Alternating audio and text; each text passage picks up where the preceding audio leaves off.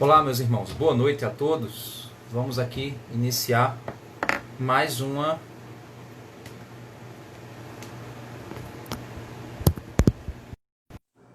live, um estudo expositivo do livro de Judas. O pessoal ir chegando aí. Acredito que hoje será o penúltimo, né?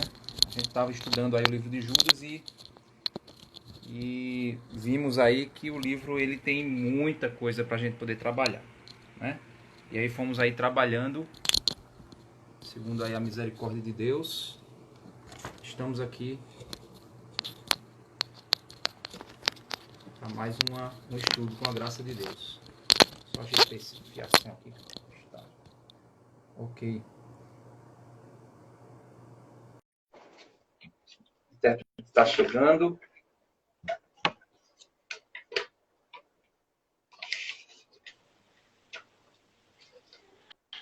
Oi, boa noite.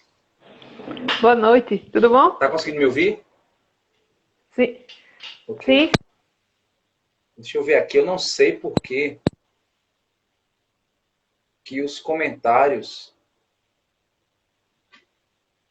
eles desapareceram. Não sei por que agora não está aparecendo mais aqui os comentários quando você comenta. Aí, voltou. Estranho. Voltou aqui. Ok. Vou desativar os comentários daqui. Pronto. Ok. Vamos orar? Oremos. Senhor Deus Pai, grandioso, Deus soberano, obrigado, Senhor, por tua bondade, por tua graça. Nos ajuda, Senhor Deus, em mais esse estudo. Esteja nos capacitando para compreender, Senhor Deus, a tua verdade santa. Fala aos nossos corações, abre as nossas mentes. É isso que te pedimos em nome de Jesus. Amém. Bem, vamos lá, gente. Deixa eu só reativar aqui os comentários, só para o pessoal me dizer se eles estão ouvindo bem, certo? Então aí quem está ouvindo, se está vendo eco na transmissão, porque ontem estava tendo muito eco. Então, saber aí dos irmãos se está tudo ok. Vamos lá. Ontem nós paramos em Judas, verso 13. Judas, verso 13. Nós vimos aí algumas características dos falsos pastores, dos falsos mestres. E, por esse motivo, em virtude dessas características dos falsos mestres, Judas agora vai fechar a sua conclusão, do verso 14 ao verso 16, a respeito do destino desses homens. Certo? De que forma esses homens, eles estão...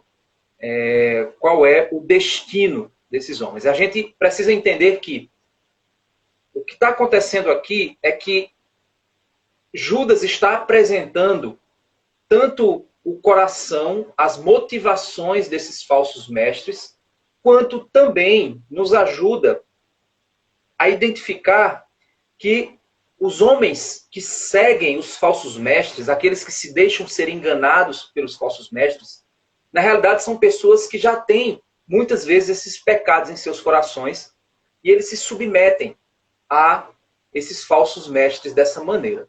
Eu vou aqui desativar os comentários, porque o pessoal já disse que estava ok aqui o áudio. Certo? Emanuel, pode usar o braço não, né? Então vou usar só isso aqui. Isso aqui tá bichado. Tá certo, Emanuel. Vou usar só aqui, só essa mão esquerda. Então, gente, o grande motivo da epístola aqui de Judas é aquilo que a gente vê no verso 3. Vamos ler novamente o verso 3 para a gente se habituar à intenção do autor em toda a epístola.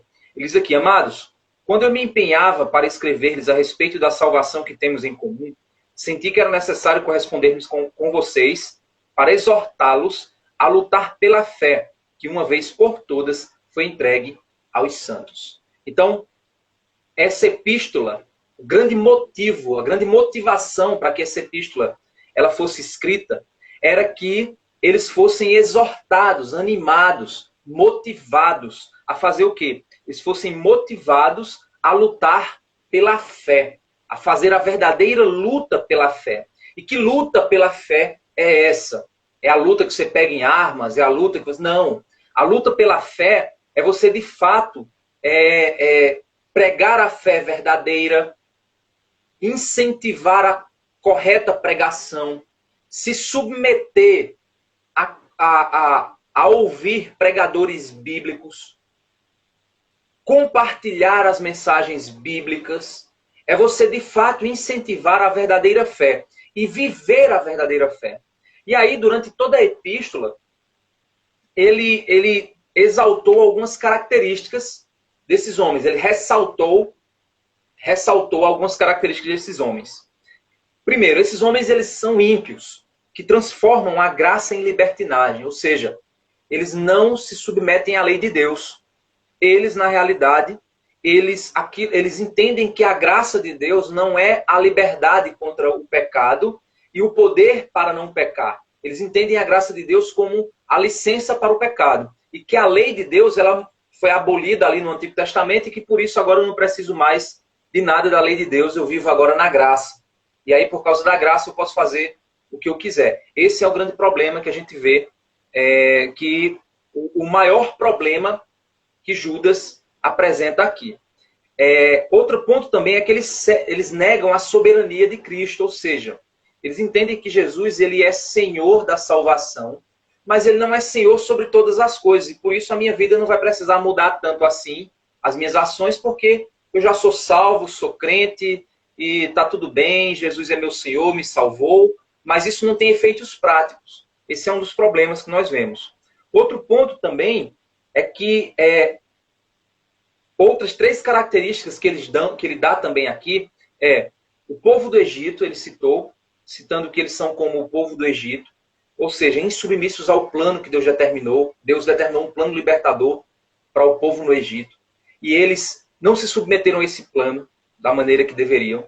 Ele compara também eles aos anjos que caíram, aos anjos que foram insubmissos à posição estabelecida que Deus deu àqueles anjos. Eles não aceitaram a posição que Deus havia dado. E também aqueles homens também a Sodoma e Gomorra. A mesma atitude dos sodomitas, que era em submissão à pessoa de Deus como Criador de todas as coisas, às leis de Deus, à vontade de Deus, o desejo de Deus para a criação. Esses homens não se submeteram. Depois ele diz que esses homens eles são sonhadores, que têm sonhos contaminados. Ou seja, eles vivem fora da realidade, eles vivem uma vida de pecado, de contaminação, uma vida de glamour irreal. Eles vivenciam uma realidade que não é a vida de fato. Mas na realidade eles são movidos pelos seus desejos. Eles rejeitam as autoridades, eles são insubmissos, eles têm um comportamento que eles não se submetem a nada nem a ninguém. Eles se acham poderosos, se acham melhores do que os outros. E aí ele usa mais 3 exemplos posteriormente. Dizem que eles tomaram a atitude, o caminho de Caim, ou seja, um caminho de adoração própria. Eles mesmos determinam de que maneira eles deveriam adorar a Deus. O caminho de Balaão, ou seja, eles negociam a verdade em nome do dinheiro, da fama, do poder, em nome de receber alguma coisa. Eles negociam a mensagem do Evangelho. E também a revolta de Corá, ou seja, eles não aceitam a autoridade que Deus estabeleceu. Aquilo que Deus estabelece como autoridade, eles não se submetem. Então eles se rebelaram assim como Corá. Então é interessante que se você observar o comportamento básico desses homens era o quê? Eles não se submetem a Deus de verdade. Eles não se submetem à autoridade que Deus estabelece. Eles não se submetem à vontade de Deus para a criação. Eles não se submetem à vontade de Deus para a própria vida deles. Eles se acham superiores a todas as coisas. E eles acham que Deus deve ser adorado do jeito que eles determinam. Eles é quem determina o método de adoração. Eles é quem reagem à pessoa de Deus da maneira como eles querem, como eles desejam. E é aqui onde a gente entra no verso 14, onde nós vemos mais algumas características desses homens. E ele diz aqui, foi a respeito deles que também profetizou Enoque. o sétimo depois de Adão, dizendo: Eis que o Senhor vem com milhares de seus santos, para exercer juízo contra todos, e para convencer todos os ímpios a respeito de todas as obras ímpias que praticaram, e a respeito de todas as palavras insolentes que ímpios pecadores proferiram contra ele. Bem, Enoque, ele é chamado de o sétimo depois de Adão. Lá em Gênesis você vê a figura de Enoque, essa figura que vem sem explicação e vai sem uma explicação muito plena, mas ele surge ali como sacerdote. E aqui Judas ele está citando um livro apócrifo que só se tem 1/3 desse livro. E esse 1/3 desse livro que se tem é exatamente esse trecho aqui. Então era um livro conhecido da cultura judaica, conhecido de Judas e conhecido daqueles dos leitores originais da epístola de Judas. Então Judas cita então, e aí torna canônico, ou a citação se torna canônica, é importante a gente sempre frisar isso. A citação se torna canônica quando ele cita aqui o que foi que Enoque então profetizou. Ele profetizou a vinda de Cristo. E aí diz: Eis que o Senhor vem com milhares de seus santos, para exercer juízo contra todos, e para convencer todos os ímpios a respeito de todas as obras ímpias que praticaram, e a respeito de todas as palavras insolentes que ímpios pecadores proferiram contra ele. Então, quando Deus vier exercer juízo, todo mundo vai saber o certo e o errado que fez. Então, aqui ele está dizendo que o Senhor ele vai vir julgar o mundo junto com seus santos, com aqueles que o obedeceram, que o seguiram, que se submeteram ao seu senhorio, que se submeteram à verdade de Deus, que se submeteram à palavra de Deus, que se submeteram à autoridade de Deus. Todos aqueles que se submeteram ao Senhor Jesus como Senhor de tudo, de toda a sua existência, de sua vida, de tudo que Ele é, esses virão juntamente com o Senhor dos céus para julgar os ímpios. E é nesse momento que os ímpios, no exercício do juízo de Deus, é que os ímpios eles ganharão finalmente consciência de todas as obras ímpias que eles praticaram. Não é que eles não têm consciência hoje de que eles estão fazendo mal. O Espírito Santo de Deus, ele está ali falando para o homem a respeito de sua impiedade. A palavra está sendo pregada, os homens não estão se submetendo, mas Deus está sempre ali, proferindo juízo, declarando que o juízo virá contra a impiedade. E é aqui onde Judas ele afirma que esses homens aqui serão julgados pelas suas obras ímpias. E todos os que seguiram as obras ímpias desses homens também serão julgados. Irmãos, põe uma coisa na sua cabeça. Todo aquele que segue falsos profetas, ele só segue os falsos profetas porque os falsos profetas são aqueles que pregam o que ele deseja ouvir. Paulo diz isso lá em 2 Timóteo. Em 1 Timóteo. Não, em 2 Timóteo. Porque virá tempo em que não suportarão a sã doutrina, mas tendo que, como coceira nos ouvidos, juntarão para si mestres conforme as suas próprias concupiscências, suas próprias cobiças. Então, irmãos, quando você segue um falso profeta, você só segue o falso profeta porque você gosta do que ele prega. Não achem que um crente verdadeiro, fiel a Deus, alguém que deseja do seu íntimo servir a Deus verdadeiramente, não achem que essa pessoa fica debaixo do engano do falso profeta. Ele não fica. Ele não fica debaixo do engano do falso profeta. Todo aquele que quer servir ao Senhor e quer ser piedoso, não será confundido. Porque Jesus disse que as ovelhas dele ouvem a voz dele e o seguem. Não seguem o falso profeta, o saqueador, o ladrão. Não. Eles seguem a voz do profeta verdadeiro. Então, meus irmãos, só existem 2 tipos de pregação no mundo. A pregação bíblica que exalta a Cristo, que luta contra o pecado, que estabelece o senhorio de Cristo para todas as dimensões da vida. E existe a pregação onde estabelece o senhorio do homem, onde quer apenas atender às necessidades humanas, que gira em torno do coração humano e dos seus pecados, para aliviar a expectativa de julgamento que esses homens possuem sobre os seus pecados. Só existem dois tipos de pregação no mundo: a pregação bíblica e a pregação não bíblica. A palavra de Deus, ela diz lá no Salmo 119, a tua palavra escondi no meu coração para eu não pecar contra ti.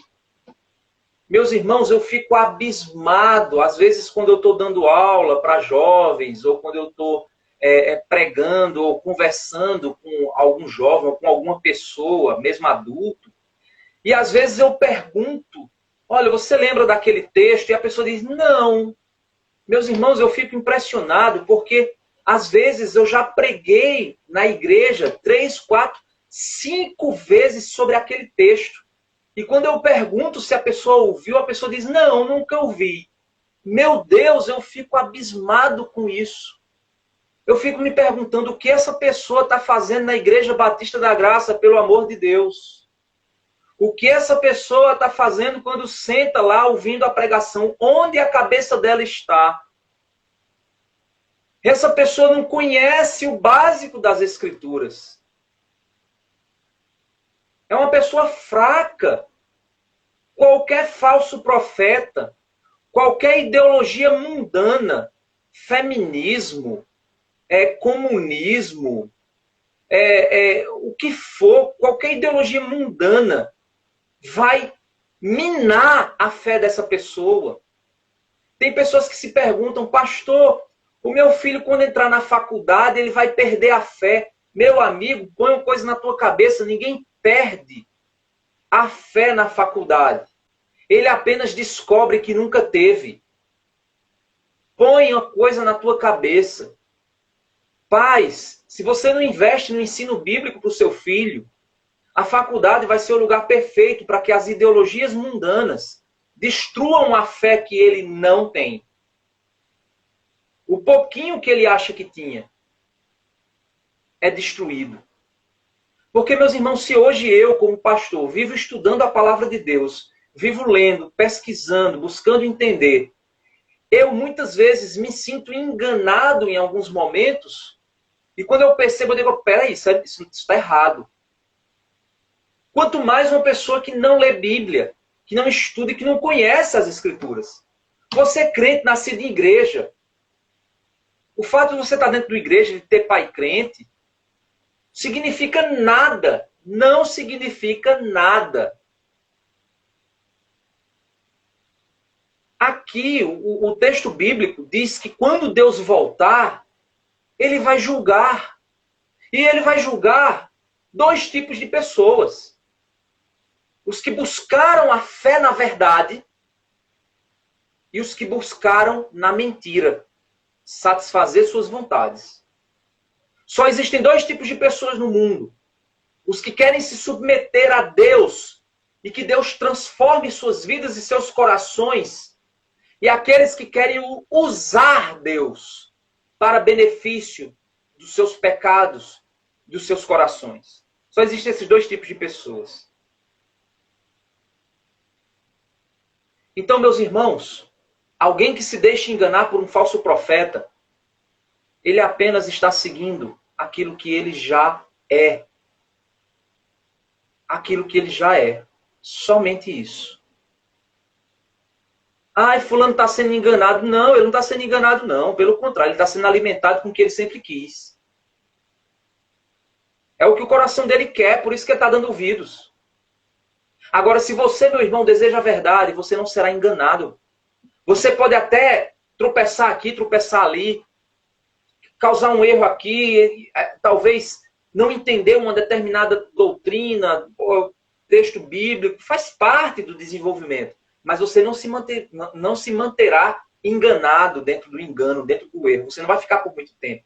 Porque mais cedo ou mais tarde o Espírito Santo de Deus vai começar a te incomodar e dizer assim: ei, essa igreja que tu tá indo, esse pastor ele tá pregando um negócio meio errado. Tu nunca percebesse não? Olha, tu já olhasse como é que é a vida da igreja? Eu acho que essa igreja ela tá em pecado. Tu não tá vendo isso não? Eu acho que isso não... Você vai começar a perceber, o Espírito Santo de Deus vai começar a te incomodar. Vai te incomodar. E qual é o padrão que você usa? A Bíblia. Na hora que você olha para a Bíblia, você vê uma coisa. Na hora que você olha para o púlpito, você vê outra. Não, mas meu pastor ele prega a Bíblia. Ok, mas como é que é a vida da igreja? A igreja não tem disciplina eclesiástica. A igreja não tem reverência a Deus. Os louvores giram em torno das necessidades do homem, ao invés de girar em torno do senhorio e da exaltação da pessoa de Cristo. Uma igreja sem evangelização, uma igreja sem amor dentro dela, uma igreja cheia de pecado, cheia de gente desmantelada dentro dela, uma igreja que não tem vida cristã verdadeira. É um clubinho. O Espírito Santo vai te incomodar e vai dizer assim: ei, tem alguma coisa errada aqui. Os falsos profetas, eles serão julgados, e todos os que seguem a eles também serão. Não se engane. E aqui ele diz assim no verso 15, lá no final, ele diz o seguinte: ó, ele vai convencer todos os ímpios a respeito de todas as obras ímpias que praticarem, a respeito de todas as palavras insolentes que ímpios pecadores proferiram contra ele. Verso 16, esses tais são murmuradores, pessoas descontentes, que andam segundo as suas paixões. A sua boca vive falando grandes arrogâncias, adulam outros por motivos interesseiros. Olha que interessante aqui.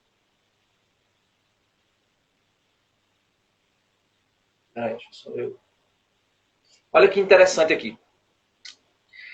Ele aqui cita mais quatro características desses homens. É interessante que ele passa a epístola inteira citando características, dando exemplos de quem ele se parece, e mostrando que no passado o mesmo coração sempre existiu. E aqui ele diz no verso 16 o seguinte: eles são, primeiro, murmuradores. O que é um murmurador? Deus pode fazer tudo para ele, ele sempre vai reclamar. Se não for do jeito dele, ele não quer. Se não for da forma dele, ele não aceita. Isso estou falando em termos do murmurador. Tudo que Deus escolhe, tudo que Deus faz, tudo que Deus determina, o murmurador não quer, não aceita, reclama, acha que não é suficiente. Esse é o murmurador.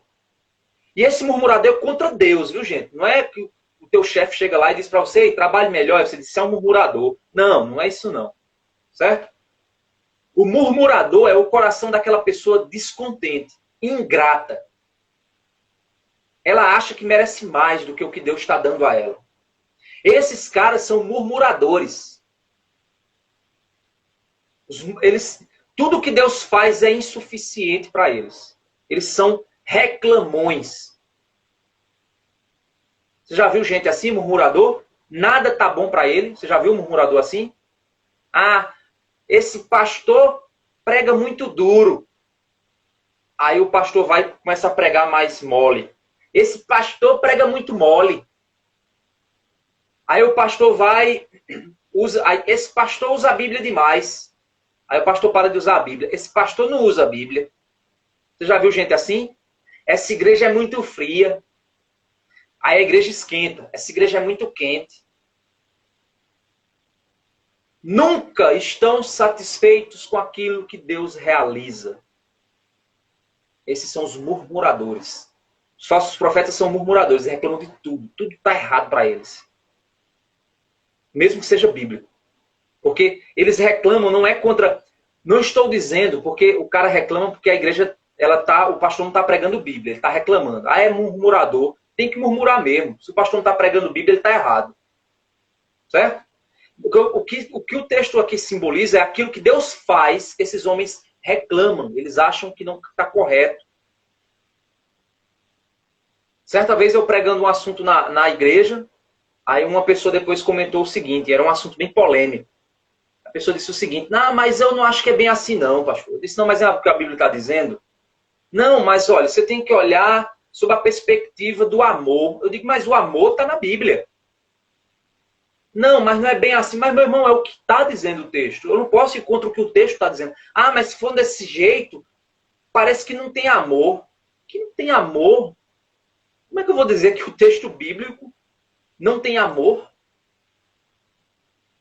Então, quer dizer, o que aquela pessoa, na realidade, ela estava reclamando era contra a palavra de Deus.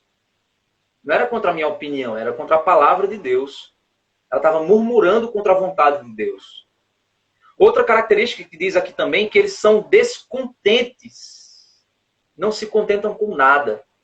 Tudo é pouco para eles, é insuficiente. Outra coisa, andam segundo as suas paixões. Ou seja, eles seguem o próprio coração. Só fazem o que dá na telha. Para eles, responsabilidade não é nada.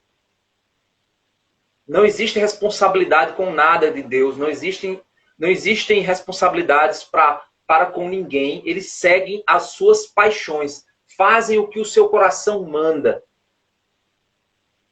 Depois ele diz: a sua boca vive falando grandes arrogâncias. Eles são arrogantes. Eles se acham. E por fim, diz que eles adulam. Ou seja, são aduladores. Bajuladores. Eles adulam outros por motivos interesseiros. Oh, tu é uma benção, meu irmão. Tu é abençoado. Já viu gente assim? É só elogio, rasga elogio. É aquela coisa assim, só. São bajuladores, aduladores. E eles estão fazendo isso por interesse.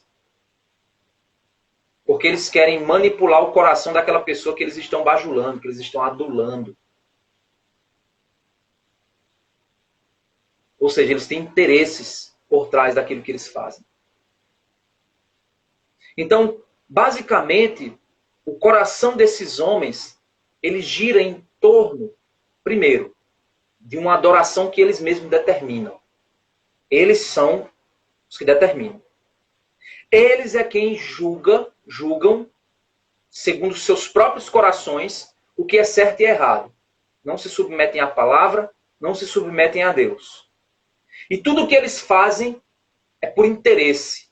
Então, para isso, eles manipulam, eles vendem a mensagem, eles adulteram a mensagem do Evangelho, eles pregam o que agrada ao povo, eles lideram a igreja conforme o que agrada ao povo, não o que agrada a Deus. No fim das contas, o cliente é quem manda e eles são empresários que tentam agradar os clientes para enriquecimento deles. Parece até que ele está descrevendo muitos pastores hoje em dia. É impressionante. Tudo isso por quê? Porque eles não pregam Bíblia, porque eles não estão interessados com a opinião de Deus sobre as coisas, porque eles não entendem que Jesus é Senhor de tudo. Esse é o grave problema dos falsos profetas. E aí, para a gente finalizar, vamos ler do verso 17 até o 19, onde ele diz assim. Ele vai dar dois conselhos, certo? É do 17 ao 19, depois do 20 até o 23. Mas a gente vai ler só do 17 até o 19, certo? Depois a gente volta para ele e amanhã a gente volta para ele para finalizar. E aí ele diz: mas vocês, ou seja, depois que ele deu todas as características, desde o verso 4 ele está dando características, desde o verso 5, ele está dando características dos falsos profetas, mas falando do comportamento do coração deles, das ações deles, das motivações dele. Depois de ele descrever tudo o que esses homens fazem, aí ele chega para os crentes e diz assim: mas vocês, meus amados, lembrem-se das palavras anteriormente proferidas pelos apóstolos de nosso Senhor Jesus Cristo. O que é que eles diziam? Verso 18. Eles diziam a vocês: nos últimos tempos haverá zombadores, andando segundo suas ímpias paixões. Ou seja, haverá pessoas que zombarão do Evangelho, ridicularizarão o Evangelho de Cristo. Você já foi no TikTok ver pregações engraçadas do TikTok? Blogueiros engraçados com pregações engraçadas? Você já viu esses zombadores? Ao invés de promover arrependimento no coração das pessoas e tratar a condenação com seriedade, o inferno com seriedade, o sacrifício de Cristo na cruz que derramou sangue com seriedade, eles tornam o evangelho ferramenta de palhaçada. Já viu o pregador palhaço? Você já viu isso? Você já viu pregador piadista, pastor piadista? Pois é, tem um muito conhecido por aí. Eu sei que muito crente escuta ele. Uma pessoa que ridiculariza a mensagem séria do evangelho. Sabe por que eles fazem isso? Porque tem gente para ouvir, para bater palma, para dar gargalhada. É bom porque esse povo vai para o inferno rindo. Legal, né? Todo mundo vai rindo. Em direção ao inferno. Todo mundo rindo. Morrendo de rir, mas indo para o inferno. O texto diz, nos últimos tempos haverá zombadores. Zombadores. Andando segundo suas ímpias paixões. Esses homens, eles são pastores de si mesmos. Tudo que eles fazem é para obter sucesso, dinheiro, fama, posição, poder. E quem é que dá isso para ele? As multidões. As multidões cegas. Que seguem eles por causa das gargalhadas. Que seguem eles por causa da mensagenzinha legalzinha. Porque Jesus é fofinho. Eles seguem esses homens porque eles têm uma teologia dos mimados. Que faz o homem se achar Deus. Se achar muito especial. Eu sou o centro do coração de Jesus. Esses homens seguem seus próprios corações, seus impérios, seus sucessos, suas vontades, seu próprio desejo. E um rebanho de cegos, idólatras, miseráveis pecadores estão seguindo esses homens, porque esses homens falam o que eles querem ouvir. Eles não confrontam pecados. Verso 19, são estes os que promovem divisões, seguem os seus próprios instintos e não têm o Espírito. Meus irmãos, vocês acham que se Jesus estivesse aqui hoje, vocês acham que ele seria chamado de legal, 10 anos? Imagina Jesus usando o TikTok para fazer as parábolas de Jesus pelo TikTok. Imagina. Imagina Jesus usando, para fazer as parábolas, usando as piadinhas, os memes de internet para fazer as parábolas dele. Você acha que... E aí, combina? Não, por que não? Porque não combina. E aí, o que você acha? Quando Jesus fosse falar do inferno, como é que ele falaria? Ele ia contar uma piadinha do inferno? Quando ele diz lá que no inferno tem ranger de dentes, ou seja, dor constante e eterna. Você é confortável? Você acha que eu vou ter muito seguidor se eu começar a falar sobre o inferno? Que tem pranto e ranger de dentes, eternamente, as pessoas sofrendo. Você acha que seria confortável Jesus derrubando a mesa dos cambistas? O que é que iam dizer para ele? Intolerante. Ele é um intolerante. Ele é um... Olha só essa atitude desse intolerante. É um fascista. Iam dizer logo que ele é fascista. E aí? Essa é a nossa geração. E quem pregar a verdade do evangelho e expor o pecado do mundo, do povo... Eu já perdi seguidores, gente. É interessante. Eu tenho aqui uma quantidade de seguidores. Eu já observei, quando eu faço determinadas postagens mais pesadas, uma vez uma pessoa chegou para mim, eu critiquei crente que posta foto de biquíni. Eu critiquei isso. Você, crente que está me ouvindo, você menina, postando foto de biquíni, sensualizando na internet. Você está pecando, você sabia disso? Você sabe um pecado chamado lascívia? É pecado, é despertar desejo sexual em outra pessoa. Para que você vai lançar uma foto sua, íntima, de biquíni, nas redes sociais para todo mundo ver, que você não sabe nem o que, é que o cabo vai estar pensando, mas você não tem vergonha nenhuma de lançar lá essa foto, de se expor desse jeito, fazer posezinha sensual, não sabe nem o que está passando na cabeça suja de muitos caras que olham. Você está pecando quando você faz isso. Sensualizando, você está pecando. E uma vez eu fiz uma postagem onde eu bati pesado nisso, e uma pessoa entrou assim e disse, você está julgando, não julgueis para que não seja... Aí eu digo, não tem problema não. Aí eu botei um legalzinho assim, a pessoa deixou de me seguir. Acho que até me bloqueou, não consegui ver. Mas ok, legal, beleza. Você acha que eu vou ter muito sucesso, é? Se você pregar a verdade do evangelho? Se você expor a hipocrisia dos pastores atuais? A hipocrisia dos que se dizem crentes dentro das igrejas? Você acha que você vai ter sucesso? Sabe o que vai acontecer com você? Se você se posicionar a respeito do casamento de maneira bíblica, sabe o que vai acontecer com você? Sua cabeça vai ser cortada. Lembra de João Batista? Pois é. Quando João Batista foi perguntado a respeito da visão de casamento, lá pelo governador, ele foi se posicionar, não, o senhor está em pecado, o senhor está errado. Não é lícito o senhor pegar a mulher do seu irmão. Está com a mulher do seu irmão. Não é lícito isso. O que aconteceu com ele? Perdeu a cabeça. Olha, sucesso. Trend Topics no Twitter. João Batista. É assim que vai acontecer, irmãos. É assim que vai caminhar. Tudo isso vai piorar. Tudo isso vai piorar. E por isso que Judas está dizendo, vocês são diferentes.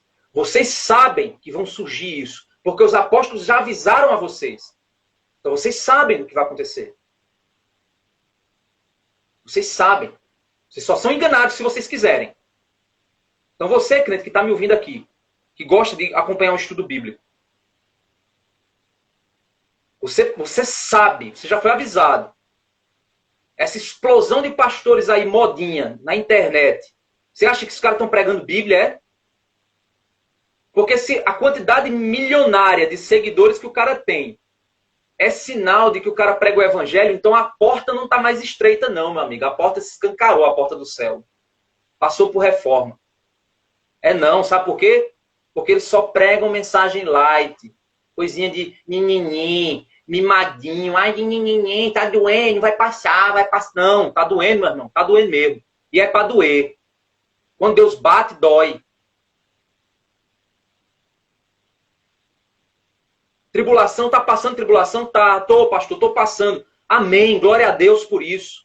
Louva ao Senhor. Na alegria ou na dor. Não tem aquela música? Louvarei. Louva ao Senhor. Glorifique a Deus. Porque a tribulação, ela nos transforma. Nos melhora. Lembra que a gente já estudou aqui em Pedro? Que alegrem-se quando passarem por tribulações. Mas a teologia dos mimados diz, não, sabe o que? A tempestade vai passar. Jesus está passando a mão na tua cabeça. Jesus está passando a mão. De nada não, ele está te abraçando aí. Ele está assim comigo. Mas às vezes eu tenho que passar pela dor, eu tenho que passar pelo sofrimento. Faz parte da vida. Quem está vivo sente dor, quem está vivo sofre. A diferença é que com Cristo, eu não sofro em vão. Essa é a diferença. Então você que está me ouvindo, você sabe que muitos falsos profetas têm se levantado no mundo. E estão levando, arrebanhando multidões. E a quantidade de crente, não se engane, meus irmãos. Não se engane. O fato de você estar dentro de uma igreja bíblica, isso eu tenho provado. Às vezes eu faço pergunta para alguns crentes, coisa que eu já preguei 200 vezes na igreja, o cara diz, não sei não, onde é não. Não se engane. Você está dentro de uma igreja bíblica? Tô, pastor, eu tô, amém, glória a Deus.